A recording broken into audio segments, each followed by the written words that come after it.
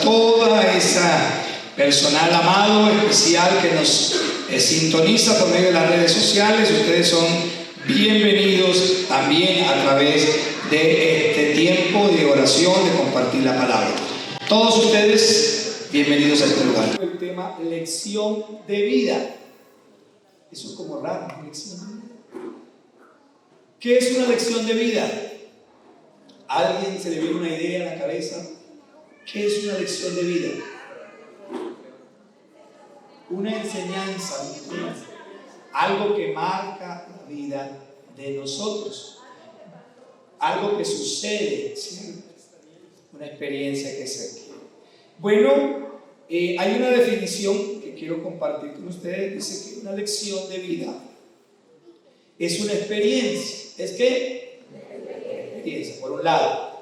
Pero también es un conocimiento que nos ayuda a crecer como personas y a mejorar en nuestra forma de actuar en las relaciones con los demás. Es un conocimiento, es una experiencia que nosotros adquirimos y que ese conocimiento, esa experiencia contribuye para el mejoramiento. Bueno, entonces seguimos.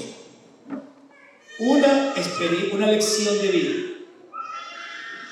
es una experiencia o un conocimiento que contribuye con nosotros o en nosotros a mejorar nuestra relación con los demás, nuestra calidad de vida.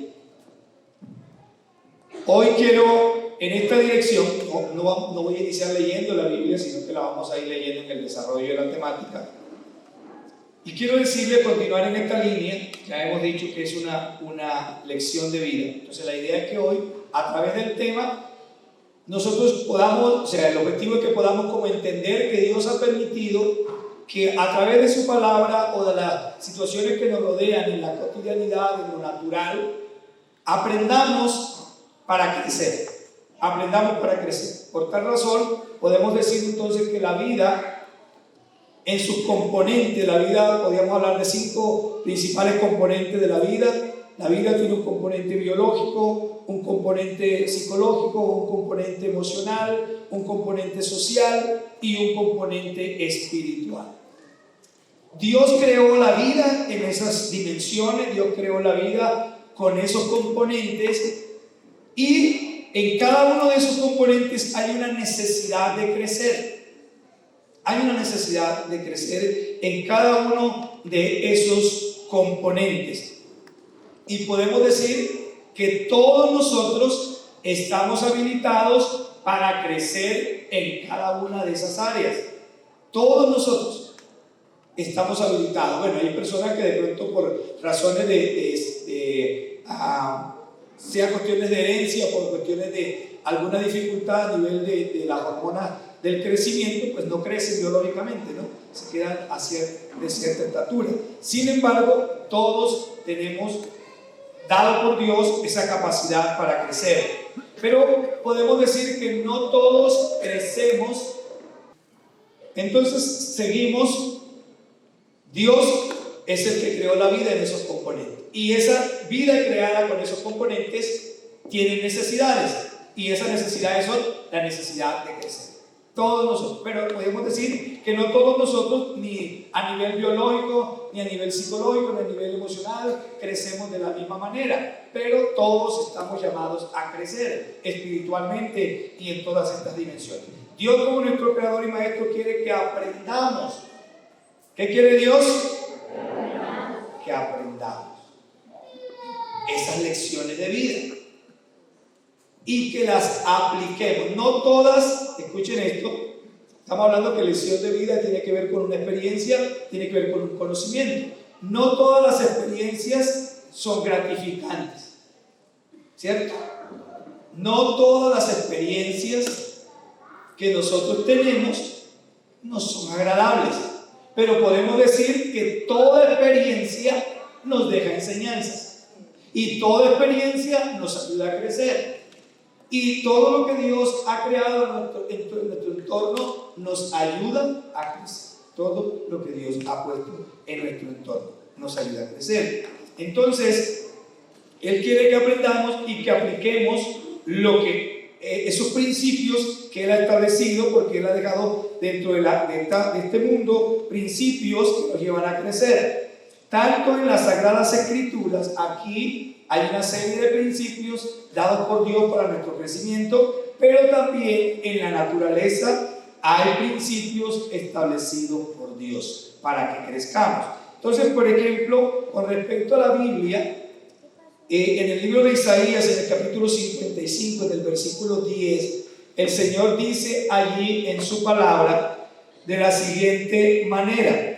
Dice: porque como desciende de los cielos la lluvia y la nieve. Él está tomando dos elementos de la naturaleza para luego tomar una aplicación bíblica. Porque como desciende de los cielos la lluvia y la nieve y no vuelve allá. Se está hablando de cómo la lluvia viene dada por Él y cumple un ciclo. Los ciclos de la lluvia, sólido, líquido, gaseoso, y está cumpliendo constantemente la lluvia o el agua ese ciclo. Entonces dice que esa lluvia desciende de lo alto, viene acá a la tierra y no vuelve allá sin que antes haga un efecto en la naturaleza. Entonces dice que riega, que fecunda, que hace germinar, y cuando ese efecto se da, las plantas entonces nacen, crecen y producen un fruto. El fruto que produce la planta va en dos direcciones: genera alimento para el ser humano y semilla para volver a sembrar, dice el texto bíblico. Entonces luego él dice: así será mi palabra que sale de mi boca. ¿De dónde sale la palabra? ¿De la boca de quién? De Dios. Está hablando de la palabra de la Biblia. Que sale de mi boca, pero no volverá a mí vacía. Diga: la palabra que voy a recibir esta mañana, diga conmigo, la palabra que voy a recibir esta mañana no volverá vacía. No volverá vacía. ¿Qué? Vamos allí. Así es mi palabra, no vuelve vacía. Mira lo que sigue diciendo. Si no, es decir, ese si no es, no va a volver vacía. En lugar de volver vacía, presentará este efecto. ¿Cuál es? Hará lo que yo quiero. ¿Qué hace la palabra de Dios? Lo que Dios quiere, no lo que yo quiero.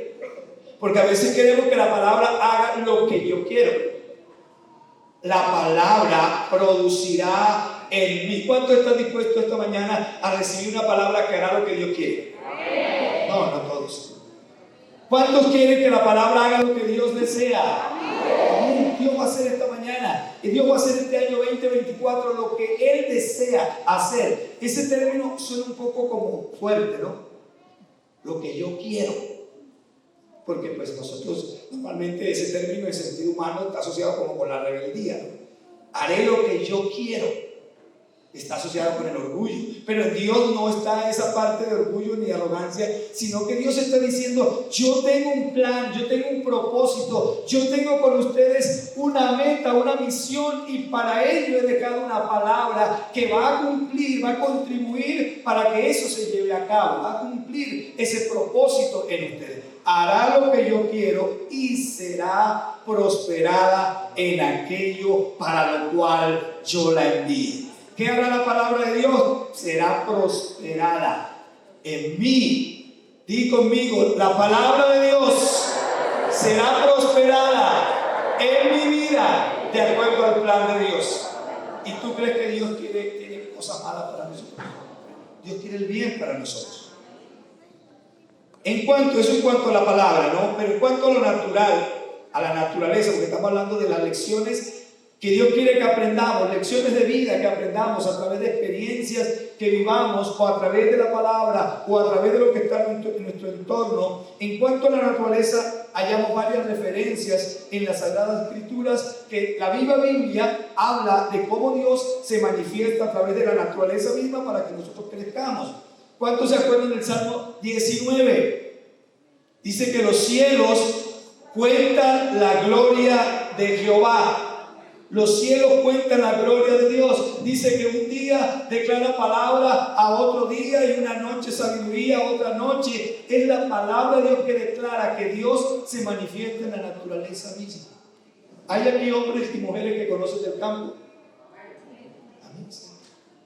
La Biblia Jesucristo, cuando allá en Mateo 24, en los versos 32 y 33, dice, hablando en el sentido de las señales de los últimos tiempos, dice, de la higuera aprended, de la higuera aprended. Cuando vosotros veáis que sus ramitas tiernas empiezan a brotar y brotan hojas nuevas, aprendan esto, se acerca el verano. Y dice, así también cuando ustedes vean estas señales, se acerca el fin de los tiempos.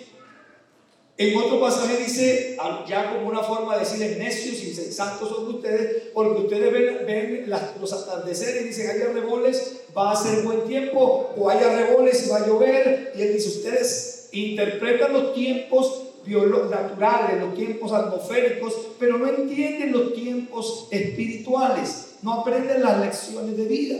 La Biblia nos dice en el libro de Crónicas, en el primer libro de Crónicas, capítulo 12, versículo 32, dice que habla de los hijos de Isaacar que eran entendidos en los tiempos y que el entendimiento que ellos tenían lo aplicaban al pueblo, y el pueblo como que acataba esas recomendaciones y tenía una experiencia maravillosa con Dios. O sea, Dios nos manda a que nosotros aprendamos. Nosotros aprendamos. Yo soy del campo, nacido en el campo, y en el campo hay una hormiga que se llama, en el contexto donde yo vivo, porque cada zona tiene sus nombres, pero en el contexto hay una hormiga que se llama monteadora, así le decían mis abuelos, ¿no? Hormigas monteadoras. Esas hormigas muerden, pero qué sabroso que muerden esas hormigas. Y salían en los caminos. Nosotros andábamos por caminos, no andábamos por carretera ni por nada, con caminos, pie descalzo. Y a veces cuando éramos niños escuchábamos los gritos porque cuando nos mordían esas hormigas empezábamos a gritar, porque eso le deja la ponzoña, cosa pegada a una en donde lo muerde. No son venenosas, pero producen mucho dolor cuando lo muerden a uno. Y esas hormigas, según mi papá, y creo que era así, salían cuando, según él dice, presentían que iba a llover. Las hormigas presienten que va a llover. O sea que Dios, esas hormigas a veces son más inteligentes que nosotros. La naturaleza les mueve, ellas sienten, perciben, y ellas cargan con sus huevitos, las ve uno cargando sus huevitos corriendo para otro lugar. Y casi por lo regular llovía en esos días, cuando mi papá nos decía, las hormiguitas están cargando los huevitos porque va a llover. Eso nos da lecciones. La Biblia dice que los animales a veces son con mayor inteligencia que el ser humano. Dice que si usted arma una trampa delante de un pájaro, el pájaro lo ve armando la trampa, él no cae en la trampa, pero el hombre pone la trampa y él mismo cae. Así dice la Biblia, que el hombre pone la trampa y él cae, pero el ave ve que usted está armando la trampa y no cae. Y ponga esto como señal. No sé en las casas donde hay ratones, espero que acá en Bogotá no haya ratones. Usted pone una trampa a un ratón y cogió el primero, y si usted no vuelve a lavar la trampa, el siguiente lo cae. Él percibe el olor de muerte y él no se acerca a la trampa. Usted tiene que, cada vez que coge un ratón en la trampa, desinfecta, limpia la trampa para poder seguir capturando ratones. De lo contrario, no vuelve a coger más. Cae el primero, pero no cae el segundo. El hombre cae el primero, el segundo, el tercero. Y él, no solamente si usted mismo cae la primera, la segunda, la tercera y la cuarta, y no aprende las lecciones de vida. Entonces hoy yo deseo mostrarle a la luz de una lectura, no sé si usted ha escuchado hablar del vuelo de los gansos, donde quiero tomar unos principios acerca del vuelo de los gansos para proyectar un trabajo en la iglesia, para que como comunidad lo proyectemos en la iglesia. Y por eso le decía que no iba a tomar un texto, sino que son varios textos y vamos a ir texto por texto. El relato lo encabeza la siguiente frase sobre esta lectura de los gansos. Dice: cada otoño se puede ver a los gansos emigrar dirigiéndose a un lugar más cálido para pasar el invierno. Los gansos los vemos volar en forma de V, donde, digamos, vienen de allá hacia acá y el líder va en esta punta, aquí, encabezando la línea, y estas líneas vienen llenas de otros gansos detrás del líder. Lo que ha descubierto la ciencia, ellos hicieron la pregunta: ¿por qué los gansos vuelan en B? Y descubrieron, según ellos, que los gansos vuelan en B porque cada pájaro, al batir sus alas, produce un movimiento en el aire que ayuda al ganso que va detrás de él volando, que va detrás de él. Al volar en B, el grupo aumenta, escuchen esto, por lo menos en un 70% la capacidad de vuelo. Es decir, se cansan menos, van más rápido, logran llegar a donde ellos se proponen llegar, porque se van ayudando. El ganso que va adelante va rompiendo el aire, y cuando rompe el aire, como, no sé si, creo que sí, muchos de nosotros hemos viajado en carretera, ¿no? Cuando hay una mula que va y esa mula se abre paso o otro carro, usted inmediatamente se le pega a ese carro, y es como si ese carro le va abriendo espacio a usted y ¡fum! El otro entró y usted entró. O sea, le abre la fuerza que lleva ese carro, como que la habilita, el que va adelante va rompiendo y usted se mete. Los gansos tienen esa habilidad. ¿Y aumenta cuánto la capacidad de vuelo? 70%. Pero escuchen esto: Dios es más sabio que los sabios. Dios es más sabio que los gansos, porque Él creó los gansos. Dios no descubrió, Dios creó eso para ellos.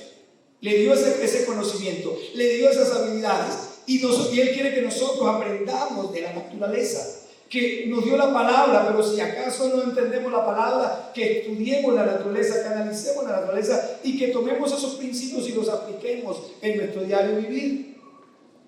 Mire lo que dice la Biblia. Ese principio se llama el principio de unidad. ¿Cómo se llama ese principio? La unidad. Y yo quiero decirles a ustedes que la unidad multiplica la fuerza. Diga conmigo: la unidad multiplica las fuerzas. Y ya lo vimos en los gansos, que la multiplican el 70%. Pero vamos a ver qué dice la Biblia acerca de este principio.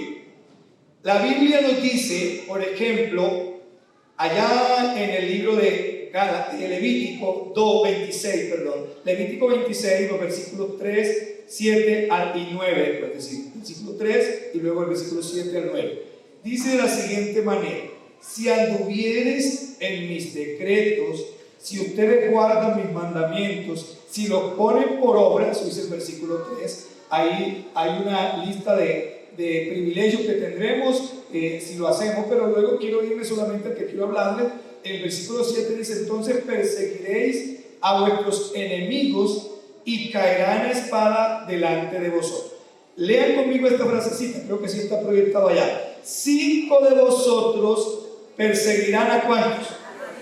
Así, ahí dice asiento en la Reina Valera, es decir, 5 de ustedes, si están ustedes primero unidos conmigo.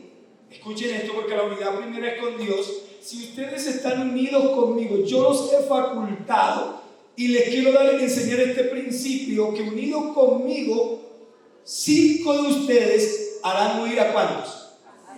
Así. Significa que si lo individualizáramos, ¿cuánto en esa dimensión tendría cada persona? 20. Cada uno, si lo ponemos individual allí, podría ser huir a 20. Pero mire la otra parte: pero 100 de ustedes harán huir ¿a cuántos? Los gansos, según el estudio científico, multiplican las fuerzas, la capacidad de vuelo en el 70%. ¿Cuánto la multiplican aquí? Eso significa que en esta ecuación o en esta operación,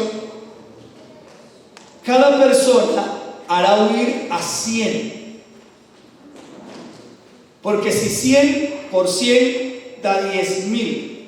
Cada persona hará huir en la parte de la unidad. Cuando nos unimos, la fuerza, la capacidad, el empuje es mucho mayor.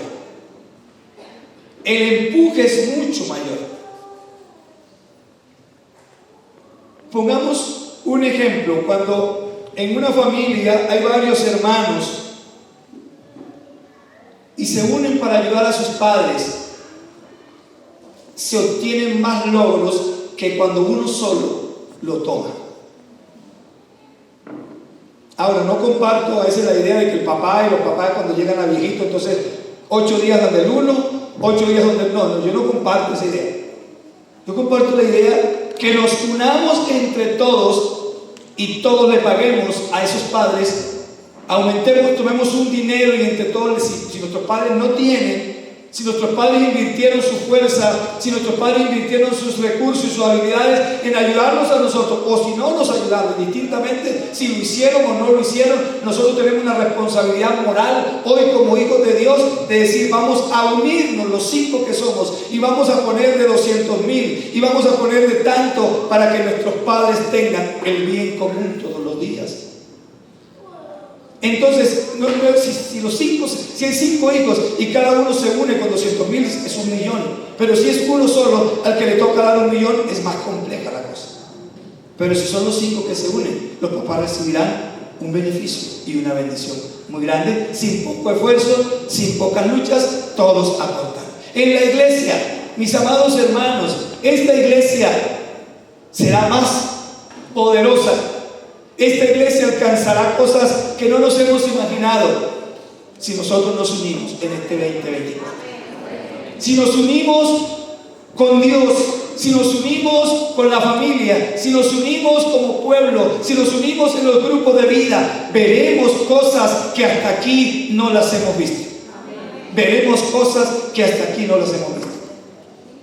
Algunos de ustedes vieron en mi estado, yo mis vacaciones me las pasé por allá pescando, haciendo carreteras, pero una comunidad que no es muy grande se unió. Es una comunidad de bajos recursos, pero se unieron y han hecho, creo que alrededor de 1 kilómetro de carretera en balasto, claro está, para llegar a la finca de mi papá, a llegar a la finca allá de nuestros padres, y lo han logrado solo porque se han unido. Las demás comunidades en estos momentos están diciéndole a ellos cómo lo lograron ustedes. Nosotros llevamos tanto tiempo esperando que los políticos nos arreglen la vida. Amados hermanos, llegó el tiempo de que no dependamos de los políticos. Usted y yo podemos lograr muchas cosas si nos unimos. Usted y yo podemos lograr cosas cuando usted se une con otro. La fuerza, dice el texto bíblico que la fuerza se multiplica. Bueno, ¿cómo se llama el principio? La unidad. Pero vamos a otro principio. El principio de la comunicación. ¿Ustedes creen que habrá unidad sin comunicación? No hay unidad sin comunicación. La comunicación es fundamental e imprescindible en las relaciones interpersonales. Es fundamental las relaciones interpersonales. Y en esa dimensión, volviendo al campo de los gansos, dice que cuando los gansos van volando en B, los gansos que van detrás hacen graznidos, creo que así se llama, las voces de los gansos. Graznidos. Y lo que los científicos dicen es que los graznidos de los gansos que van atrás es una forma de motivar al que va adelante rompiendo aire. Con esos graznidos es como si le están diciendo: tú puedes, lo vas a lograr, no te vas a dejar vencer por el viento, lo vamos a alcanzar. Y entonces eso hace que el ganso que va adelante coja fuerza. El ganso que va adelante escucha que no viene solo, escucha que está acompañado. Amada iglesia, este año nos acompañaremos y nos hablaremos y nos comunicaremos y veremos cosas que no las hemos visto hasta aquí. ¿Usted lo cree? Denle un aplauso a Dios. Yo quiero que este año, y yo lo empecé el año pasado, pero yo quiero este año visitarlos. Yo quiero ir a las casas. Todavía tengo un problema que me pierdo en la esquina, ¿no? Yo en la cuadra me pierdo. Tengo un problema en el sentido de ubicación. Rapidito me desubico y ya no sé dónde estoy. Pero yo quiero visitarlos y yo quiero tomarme un tinto con ustedes y yo quiero que haya diálogo entre nosotros. Y yo quiero que este año sea muy diferente al año anterior. La comunicación, los gansos entonces, yo quiero decirles que la principal comunicación de nosotros es con Dios. En el libro de Nehemías, en el capítulo 1, en los versículos 4 al 11, lo pueden colocar allí, yo simplemente voy a hacer referencia a ese pasaje. Dice que en los primeros versículos dice que Nehemías recibió la visita de dice mi hermano Ananis, no sé si será hermano biológico o él le decía mi hermano Ananis, vino con otros de Jerusalén. Y cuando Nehemías lo ve, le pregunta tres cosas. La primera pregunta de Nehemías es: ¿cómo están los que quedaron del exilio? ¿Cómo están los que no fueron llevados a la cautividad? ¿Cómo están ellos? Tal vez cómo están físicamente, cómo están emocionalmente, cómo están en su economía. Lo segundo que le pregunta es: ¿cómo están los muros? ¿Cómo están los muros de Jerusalén? Y lo tercero que le pregunta es: ¿cómo están las puertas? Y ellos le responden en esa dirección. Los que no fueron llevados cautivos, allí están en opresión, allí están en tristeza, allí están en aflicción, allí están viviendo una experiencia muy crítica. Pero lo tercero que le dice: los muros de Jerusalén están derribados, las puertas están quemadas. Amado iglesia, amados hermanos, en esta dimensión de la unidad y del compartir, este año nos vamos a proponer a investigar por nuestros hermanos. ¿Cómo están? ¿Cómo está ese hermano? ¿Cómo está esa hermana que yo no he vuelto a ver en la iglesia? Ese hermano que antes se sentaba a mi lado, yo no lo volví a ver. Hablo con los jóvenes. ¿Cuántos jóvenes hay acá? Levanten la mano los jóvenes y yo entre ellos. Amén. Es que la calva es experiencia, no es edad. Vamos, este año, mis queridos jóvenes, ustedes allí publicaban las redes. Vamos a ir a través de las redes, pero vamos a ir también a buscar a nuestros hermanos que no vemos, que no están ya con nosotros. Vamos a llamarlos, vamos a visitarlos, vamos a comunicarnos con ellos. Pero también está la cooperación y el acompañamiento mutuo. Con relación a la cooperación, dicen que cuando el líder de los gansos, el que va en la punta, se cansa, él va escalando de atrás, de arriba hacia atrás, para que los que iban ahora detrás, uno de ellos tome la punta. ¿Sabes qué? Qué hermoso es que nosotros nos cooperemos los unos a los otros. Que nosotros sepamos que contamos con gente que está dispuesta. Y yo sé, ayer les decía en el ayuno que para mí esta iglesia es una iglesia que le gusta, que es generosa. Pero también yo quiero decirles a ustedes que aquí en esta iglesia hay gente que le gusta servir. Y yo felicito a ese grupo de personas. En esta iglesia hay gente que le gusta servir. Y yo este año quiero ver otras personas que se involucren en ese servicio y que puedan estar ahí para relevar. Cuando ese líder está cansado, puedan decirle: aquí estoy yo. Yo estoy para levantarte las manos. ¿Recuerdan a Ur y Aarón con respecto a Moisés? Moisés se cansó. Moisés ya no podía sostener las manos levantadas. ¿Y qué pasaba cuando Moisés bajaba las manos? Los israelitas perdían, iban retrocediendo. Pero ¿qué hizo Ur y qué hizo Aarón? Colocaron una piedra.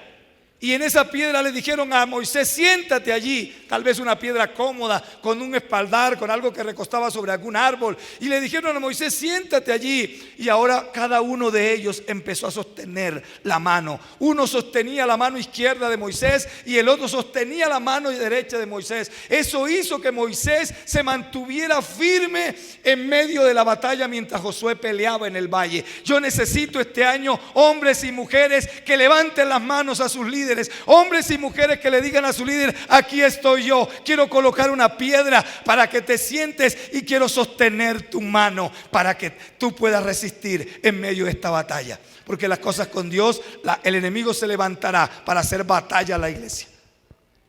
Y necesitamos esos Ur y esos Aarón que sostengan las manos de la pastora Rocío, que sostengan las manos mías, que sostengan las manos de su líder de red, que sostengan las manos de su líder de grupo de vida. Si todos nosotros nos unimos de esa manera a sostenernos el uno al otro, vamos a ver cosas extraordinarias, porque Dios va a apoyar.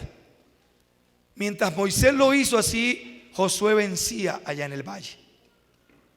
Y este año vamos a trabajar en esa dirección. Pero quiero decirle con respecto al compañerismo, y con esto voy a terminar.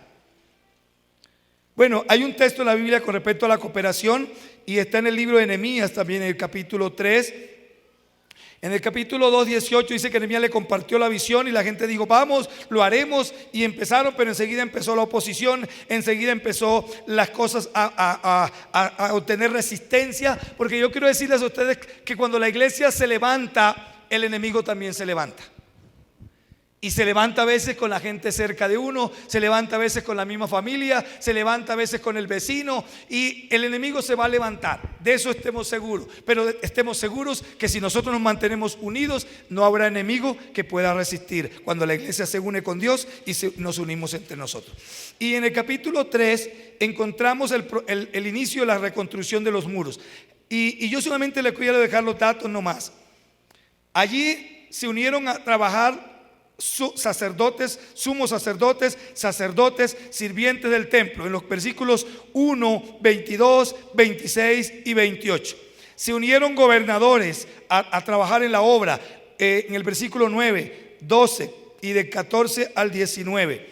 Artesanos y comerciantes en los versículos 8, 31 y 32. Gente del común en los versículos 1, 2, 3, 4, 5, 6, 7, 10, 11, 20, 21, 23, 24, 25, 27, 29 y 30. Gente del común, que por lo menos la Biblia no dice que tuviesen cargos relevantes, pero también encontramos que gente que no entendió la visión no se unieron. Y está en el versículo 5 y dice que los príncipes, los principales de esa comunidad no se quisieron unir al proyecto. Amados líderes, yo quiero decirte a ti, quiero decirles a ustedes que vamos a encontrar resistencia. Vamos a encontrar gente que no se quiere unir, que tú lo invitas a que vaya al grupo de vida y dice: yo no voy. Gente que tú le dices: venga, yo necesito un maestro de niños, y te dice: yo no voy, yo no estoy allí. No te preocupes por el que no quiera unirse. Hagamos la obra. Vayamos nosotros delante. Estemos nosotros desarrollando la visión que Dios nos ha dado, y ellos se irán uniendo poco a poco. Y tal vez los que no se unan se quedarán allí y quizás irán a otro lugar. Dirán porque o se unen, o algunos dirán: yo no me uno y mejor me voy. Pero lo que sí les quiero decir es que si nosotros nos unimos, si nosotros nos comunicamos, si nosotros transferimos la visión, si nosotros hablamos del proyecto, mucha gente se va a unir. Porque cuando la iglesia comparte la visión, la gente se une, aunque algunos, como aquí, no lo quisieron hacer. Y ya con respecto al compañerismo, yo quiero que me coloquen una musiquita de fondo allá para terminar. Dice que cuando un ganso que va en la bandada, creo que también así se llama, cuando van en grupos, cuando un ganso va en la bandada y se enferma o es herido por los cazadores, y él sobrevive al ataque del cazador, pero queda herido y cae más adelante en el vuelo, 2 o 3 gansos se quedan con él mientras el resto continúa. Y se quedan con él hasta que el ganso que fue herido muere o se sana. Y cuando ese ganso, si el ganso muere, ellos o se sana, vuelan, se unen a otra parvada, a otro grupo de aves, de gansos, y vuelan con ellos al lugar de su destino. Con esto yo quiero dejarles una reflexión para terminar. Amada iglesia, ¿dónde están los heridos de esta comunidad? ¿Qué estamos haciendo con los heridos de esta comunidad? Y aquí el primero que me coloco en el lugar soy yo,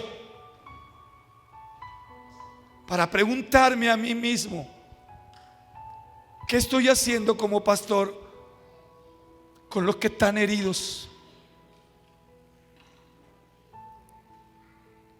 Con los que no han vuelto a la iglesia. ¿Sabes cuántas sillas? Bueno, hoy gracias a Dios tenemos casi todas las sillas copadas. Pero cada silla que está libre, cada silla que está sola, quizás es un hermano que está en casa herido, con depresión, con tristeza, con frustración. Es quizás un hermano que dijo: no voy más a la iglesia, pero nosotros lo olvidamos, nosotros no lo hemos vuelto a llamar, nosotros no hemos vuelto a contactarlo. ¿Qué está pasando con ese joven que no volvió? ¿Qué está pasando con esa familia que no volvió? Estos gansos nos dan lecciones de vida según la ciencia. Se quedan 2 o 3 para acompañar al herido. Iglesia, despertemos este año. Iglesia, yo necesito despertar a esa realidad. Muchas veces nos conformamos: ese es un hermano rebelde, ese es un hermano no, nosotros tenemos la tarea de ir a ellos. Ellos verán si vuelven o no vuelven, ellos verán si se van a otra iglesia, pero la tarea número 1 de nosotros es indagar por qué no volvió ese hermano. ¿Por qué no volvió ese hermano? Tal vez yo fui el que lo herí. Tal vez ese hermano no quiso volver porque yo lo herí.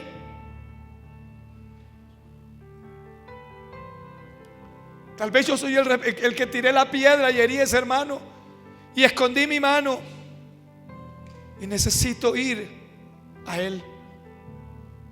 Y yo te invito, iglesia, este año vamos a ir a ellos, vamos a ir a la gente nueva, vamos a ir a la gente que no conoce a Cristo, pero vamos a ir también a aquel que no veamos. Y hoy te invito a que hagas una lista. ¿Quién no está volviendo a la iglesia? Tal vez el que falta es tu propio papá, tu propia mamá. Tal vez el que no ha vuelto es tu propio hijo.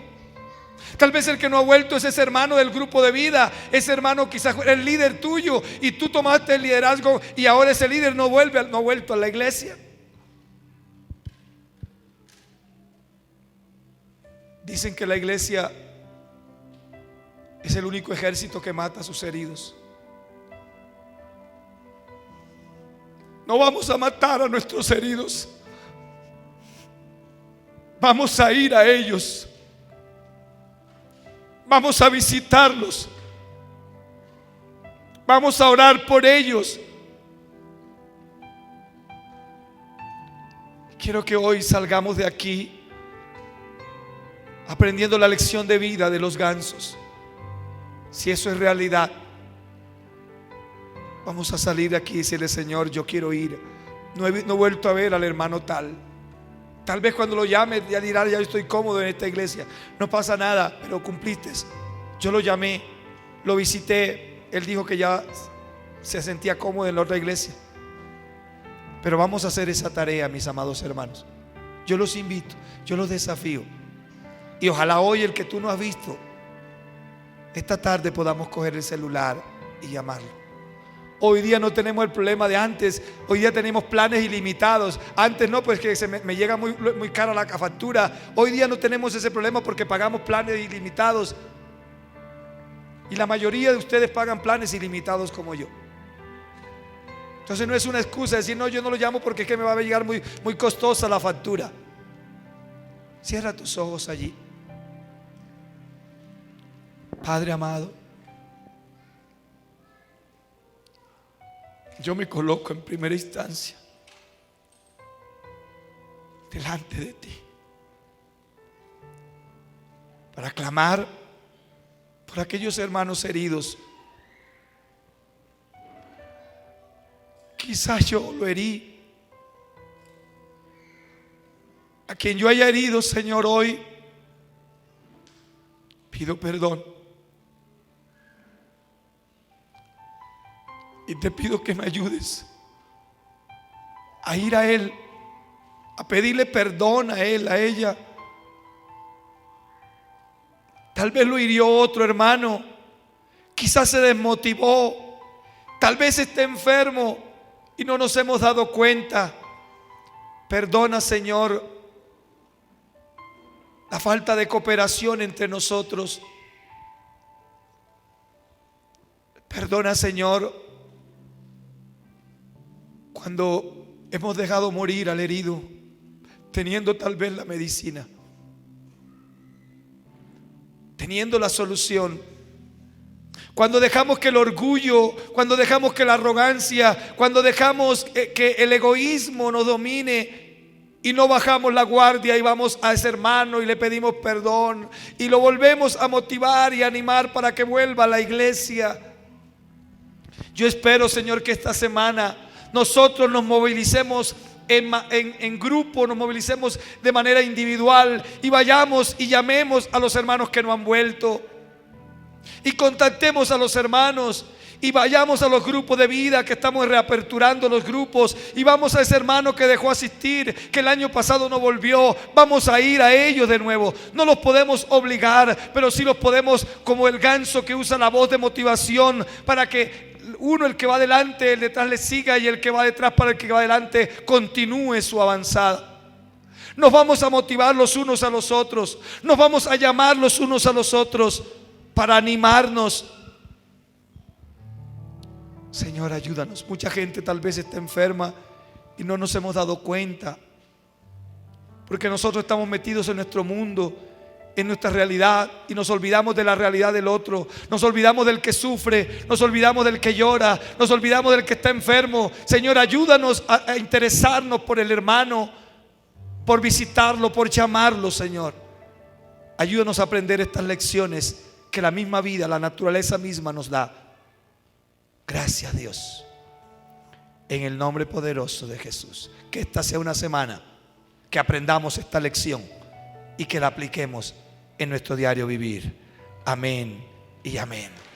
Dios me les continúe bendiciendo.